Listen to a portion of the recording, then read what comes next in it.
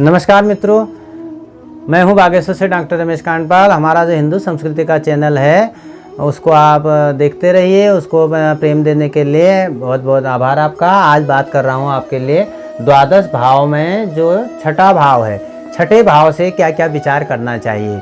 मैं आपको रोज़ एक बता रहा हूं कि प्रथम भाव से क्या किया, द्वितीय से क्या किया, तृतीय से क्या किया, चतुर्थ से क्या किया, पंचम भाव से क्या किया और छठे भाव से क्या विचार करना चाहिए, उस विषय में बात करूं। उससे पहले आप हमारे चैनल में यदि नए हैं तो नीचे आपके यहीं पर सब्सक्राइब वाला बटन दे रखा लाल रंग का, उसको दबा दीजिए और उसके बगल में एक घंटी जैसा दे रखा बेल आइकन बोलते हैं, उसको दबा दीजिए। तो हमारे जो नए वीडियो हैं आपको मिल जाएंगे। और हमारा जो विचार है यहाँ पर आज है छठे भाव से कुंडली में क्या विचार करना चाहिए। मित्रों, सबसे पहले जो छठा भाव है, छठे भाव से हमसे सबसे पहले विचार करते हैं रोग। क्या इसके जीवन में रोग होगा, कौन सा ये रोग हो जाएगा इसको, क्योंकि मानव शरीर है, रोग सभी को हो सकते हैं और ऐसा नहीं है कि निरोगी काया तो बड़े बड़े भाग्यशाली व्यक्तियों को मिलता है।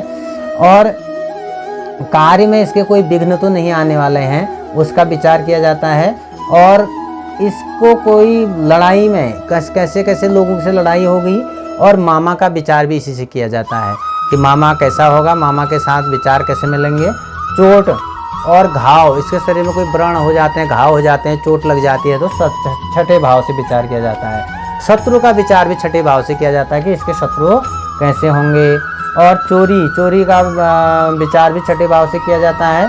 सांसर्गिक रोग, जो संक्रामक रोग होते हैं, जो इधर उधर से रोग आ जाते हैं, उनका विचार भी छठे भाव से। और चोर भय, इसके जीवन में, परिवार में, घर में कोई चोर भय तो नहीं है, ये भी छठे भाव से विचार किया जाता है। जब मित्रों शरीर में कभी कभी सूजन आ जाता है व्यक्ति के अचानक, तो सूजन का विचार भी यदि आप करेंगे तो छठे भाव से विचार करेंगे, छठे भाव से विचार किया जाता है।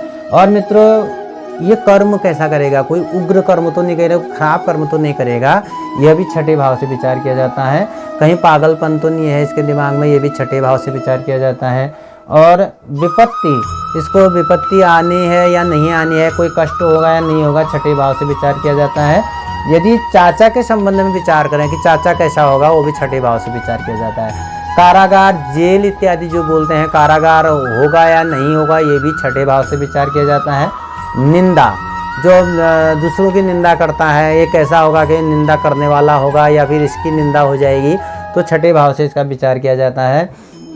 और दासता, जो दास बन जाते हैं, दासता को प्राप्त हो जाते हैं किसी के घर में हमेशा के लिए, जो दास पहले के बातें हैं ये, तो उस समय दासता होगी कि नहीं होगी, उस पर छठे भाव से विचार किया जाता है।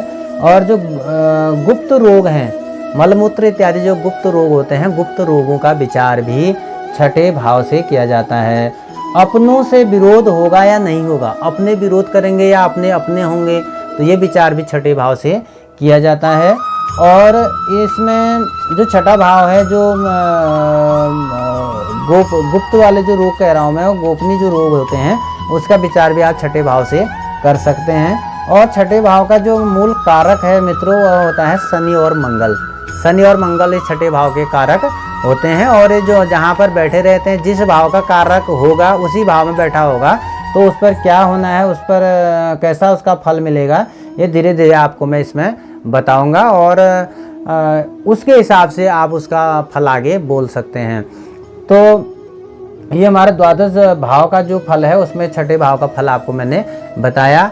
और इसी प्रकार आगे सुनने के लिए हमारे जो चैनल में जुड़े रहिए और इसको लाइक, सब्सक्राइब, शेयर कीजिए। धन्यवाद, नमस्कार।